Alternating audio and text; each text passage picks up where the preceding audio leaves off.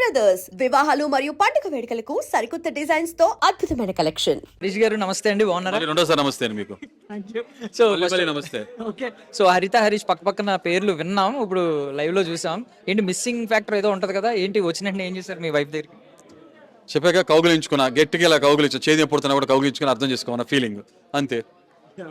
Okay, so ఇప్పుడైతే sense of humour పడిపడి నవ్వారు అందరూ. ఎందుకు హౌస్ లో ఎందుకు ఈ యాంగిల్ చూపించలేదు ఎక్కువగా? హౌస్ అనేది అక్కడ ఎన్విరాన్మెంట్ వేరుగా ఉంటుంది, అక్కడ కాంపిటీషన్ వేరుగా ఉంటుంది. ప్రతి ఒక్కరు ఇంకోళ్ళు ఓడించాలి, నామినేట్ చేయాలనే ఫ్యాక్టరీ ఉంటుంది. అవునా? ఏ మాట మాట్లాడినా కూడా రాంగ్ నెరేటివ్ సెట్ చేద్దాం, ఆ పాయింట్లో నామినేట్ చేద్దాం అని ఉంటుంది. జెన్యున్గా ఈ పాయింట్స్ వ్యాలిడ్ పాయింట్ మీద నామినేట్ చేద్దాం అని ఉండదు.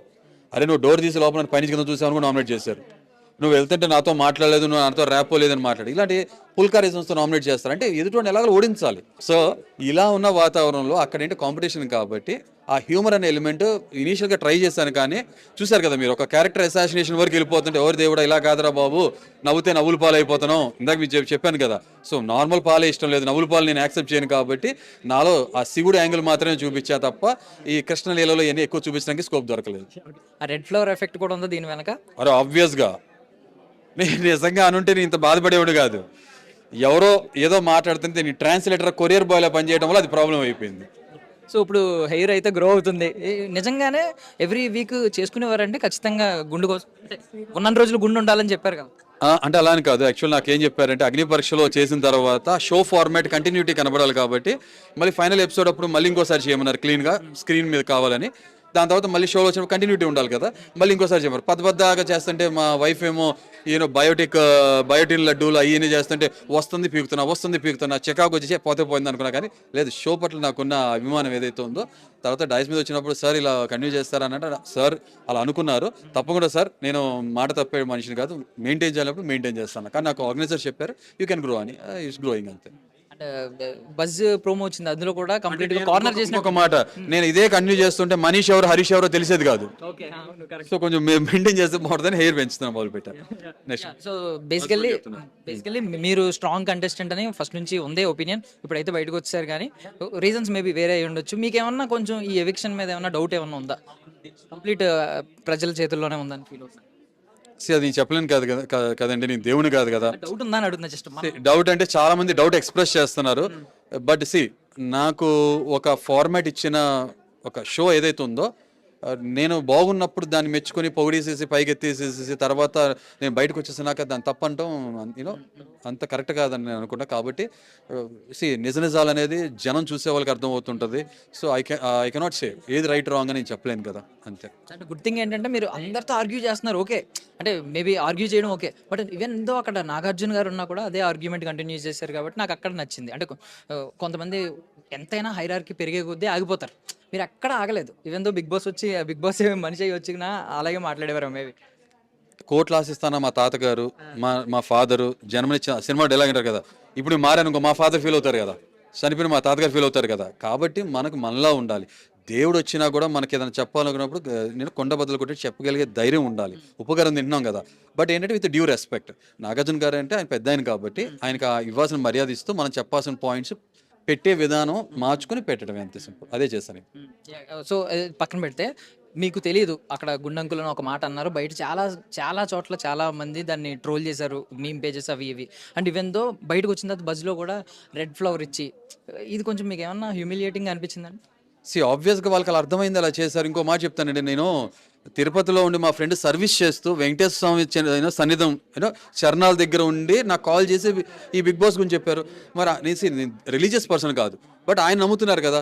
సో ఆ దేవుడు అనుగ్రహం ఉంది కాబట్టి నేను బిగ్ బాస్లోకి వెళ్ళాను అనుకుంటున్నా. మనం ఆ తలనీలాలు ఆ వెంకటేశ్వర స్వామికి ఇస్తాం కదా, ఇక్కడ షోకి ఇచ్చాను అనుకుంటా. ఇండైరెక్ట్గా దేర్ ఇస్ సంథింగ్ మనం చూడండి ఊహించింది, మనం మనిషికి అర్థం కాదు ఏదో నడుస్తుంటుంది. ఓకే, సో అదే జరిగింది అనుకుంటా. సో ఇప్పుడు నన్ను నిజంగా గుండంకులను పిలిచే వాళ్ళందరూ కూడా వెంకటేశ్వర స్వామిని అంటున్నారు అనుకుంటాను. సరే, వాళ్ళ విచక్షణ వదిలేస్తా. వెంకటేశ్వర స్వామిని ఎక్కిస్తానంటే ఎక్కచ్చమనండి, ఇవాళ గుండు చేసుకునే వాళ్ళందరూ అదే కదా. సో నా తల నీలాలు ఏదైతే ఉన్నాయో వెంకటేశ్వర స్వామికి ఇచ్చాను అనుకుంటా, షో రూపేనా దానికి ఇచ్చేసాను, అంతే అయిపోయింది. తర్వాత మన పెద్దోళ్ళు చనిపోయినప్పుడు గుండు చేయించుకుంటాం కదా, అదే అనుకుందాం. సో వాళ్ళు ఇప్పుడు ఎలా బాడీ షేమింగ్ చేస్తారనేది వాళ్ళ విచక్షణ వదిలేస్తున్నా, అనుకోమనండి. అండ్ గుడ్ థింగ్ ఏంటంటే మీకు గ్రో అవుతుంది, మీరు వాళ్ళు కూడా కాదు. So no issue. I'm not bald, I'm very bald. చెప్పే కదా, ఐ ఆల్రెడీ టోల్డ్. ఫస్ట్ ఆ గుండె అటెంప్ట్లోనే అమ్మో ఈ మనిషిలో ఏదో ఉంది తెలియని కోణం. నవదీప్ గారు ఒకరు పసిగట్టారు, గ్రీన్ ఇచ్చారు. బట్ తర్వాత ఇక్కడికి వచ్చిన తర్వాత మీకు ఎక్కడైనా స్కోప్ దొరకలేదా? మీరు ఏమన్నా ఏమన్నా నేనే కొంచెం తగ్గాను అని ఏమన్నా అనిపిస్తుంది? అంటే ఫస్ట్ వీక్ మీరు అబ్జర్వ్ చేస్తే టాస్క్లు టెనెంట్స్కి పెట్టారు, మాకు లేవు. అవునా, మేము కాల్ మీ కాలేజ్ గురించి చైర్లో కూర్చొని వాళ్ళు ఆడుతుంటే చూస్తాం, నామినేట్ చేయడం అదే కదా. సెకండ్ వీక్ వచ్చేప్పుడు నాకు ఇలాగ ఈ ఏదైతే ముద్ర పడిందో దానివల్ల నేను సెట్ బ్యాక్. తర్వాత మళ్ళీ టాస్క్ వచ్చేప్పుడు నిదానంగా పుంజుకుంటాం, తర్వాత కొంచెం హెల్త్ సంబంధించి కొంచెం చిన్న ఇష్యూస్ ఉంటాం, ఇంతే తప్ప ఏమో ముందు ముందు నేను నిజం చెప్తున్నా, ఓనర్ నన్ను చేశారు, నిజంగా ఉండుంటే వేరే రకంగా ఉండేదేమో. ఆ కంచుకోట ఏదైతే ఉందో ఆ ఓనర్స్ మధ్యలో కూర్చుని ఆటోమేటిక్గా మూల నుంచి సెంటర్లోకి వచ్చి వేరే రకంగా ఉండేదేమో. అంటే బయట బజ్ మీకు తెలియదు కాబట్టి నేను ఒక ఇద్దరు పేర్లు చెప్తున్నాను. వాళ్ళిద్దరికి తనుజ గారు ముందు నుంచి ఉన్నారు కాబట్టి ఆవిడకి బజ్ ఉంది. సుమన్ శెట్టి గారు కూడా చాలా పాజిటివిటీ ఉంది బయట. మీరు ఏం చెప్తారు వాళ్ళిద్దరి గురించి? నేను ఆల్రెడీ చెప్పేసా కదా, తనుజ గారు వెరీ ఎమోషనల్ పర్సన్, కొంచెం ఓర్పు సహనం తక్కువ, తొందరగా చికాకు విసుకు ప్రకటించేస్తుంటారు. కొంత నా ఫేస్ కూడా అలాగే ఉంటుంది, అలాగే ఉంది. సో కొంత ఐడెంటికల్గా మ్యాచ్ అవుతుంది. అయితే కొంచెం ఏంటంటే నేను నా ఓటమి ఏదైతే ఉందో నేను చాలా స్పోర్టివ్గా తీసుకుంటా కొన్ని విషయాలు. ఆవిడ కొన్ని విషయాలు తీసుకోలేరు, ప్రతిదానికి కూడా ఇది కొంత ఎమోషనల్ అయిపోతారు. అదొకటి తనుజ గారి దాంట్లో నేను నోటీస్ చేసింది. అలాగే సుమన్ శెట్టి గారి విషయంకి వచ్చేప్పుడు చెప్పా కదా, నా మిత్రమా అని చెప్పి నేను పిలిచా. Okay, I really mean it, ఇవాళ రేపు కూడా ఇప్పుడు కూడా. బట్ ఆయనలో మనం ఏం మాట్లాడితే మనకి నెగిటివ్ అయిపోతుంది అన్నట్టు కొంత సేఫ్ ఒపీనియన్ ప్రజెంట్ చేయకుండా ఉంటాం. అదొకటి మాత్రం నేను ఆయన మీద ఉన్న కంప్లైంట్, అదొకటి మార్చుకుంటే బాగుంటుందని ఆశిస్తున్నాను, అంతే సార్. మీరు మాస్క్ మ్యాన్ కింద ఎంటర్ అయ్యారు కానీ ఒరిజినల్గా ఇంకా మాస్క్ క్యారీ చేస్తున్నారని ఒకరి పేరు చెప్పండి. చాలామంది మాస్క్ క్యారీ చేస్తున్నారు, అదే చెప్పే కదా, ఇమాన్యుయల్, భరణ్ని, ఓకే, సంజన, లేనిపోయింది క్రియేట్ చేస్తూ ఒకటి చేస్తున్నారు, కంటెంట్ కోసం కనపడటం కోసం చేస్తున్నారు అని నాకు అనిపిస్తుంది. పవన్ నేను ఇంకా టూ ఎర్లీ నేను చెప్పలేను. ఇంకా చాలామంది వెళ్ళిపోయారు కదా, ఇంకెవరున్నారు? ఇది నాకు అనిపిస్తుంది. రాము అలా కనబడట్లా నాకు, రాము తనలానే ఉన్నారు. ఇంకా ఎవరున్నారు?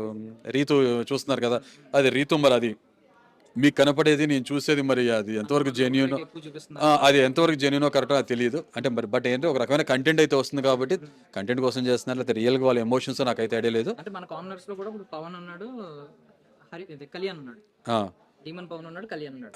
కళ్యాణ్ అంటే అంటే కొంత ఈ రిలేషన్స్ ఫ్రెండ్షిప్స్ ఆ మాయలో పడిపోయారని నాకు అనిపిస్తుంది. మొన్న వీక్ టాస్క్లు ఆడారు కదా అది. సో నాకు దాంట్లో మాస్క్ ఏం కనబడట్లేదు. బట్ ఏంటి ఒపీనియన్స్ పెట్టరు వీళ్ళు. కళ్యాణ్ ఉద్దేశం ఏంటంటే నా వరకు వచ్చినప్పుడు మాట నాకు సంబంధం లేనప్పుడు మాట్లాడంట. అంటే ఉదాహరణకి కుక్కొచ్చి తను కరుస్తే మాత్రం అప్పుడు రియాక్ట్ అవుతాడు, తన పక్కన కరుస్తుంటే తనకి ఎందుకులే అని అనుకున్నట్టు ఉంటారు. అది నా స్వభావం కాదు. అరే ఆ కుక్క పక్కనోడు కరుస్తున్నా కూడా ముందే నేను రియాక్ట్ అవ్వాలనుకుంటా, అది నా విషయం. ఫైనల్ ఇప్పుడు మీకు టాప్ 5 ఏమన్నా టిల్ డేట్ ఇప్పటి వరకు యాజ్ ఆఫ్ నౌ ఏమన్నా ఉందా? 1 2 3 4 5లో నేనే ఉన్నా. జస్ట్ గెస్సింగ్ చేయండి, ఒక టాప్ 3 గెస్ చేయండి ఎవరైతే టాప్ 5 లో ఉంటారు. గెస్ బుస్ 2 కొట్టను బ్రదర్స్, వెరీ స్ట్రైట్ ఉంటుంది. నేనే టాప్ 1 to 5 నేనే. ఓకే, రీఎంట్రీ మళ్ళీ ఒకవేళ ఏమన్నా వైల్డ్ కార్డ్ లో పిలిస్తే? వైల్డ్ పర్సన్ కాబట్టి వెళ్తాను, కార్డ్ ఇస్తే అక్కడ కార్డ్స్ ప్యాక్ ఆడదాం, నేను ఆయన అన్నట్టు ఆడదాం అంతే. థ్యాంక్ యూ అండి, thank you so much for your valuable time. భలే వాళ్ళు, thanks for your time brother. Thank you అండి.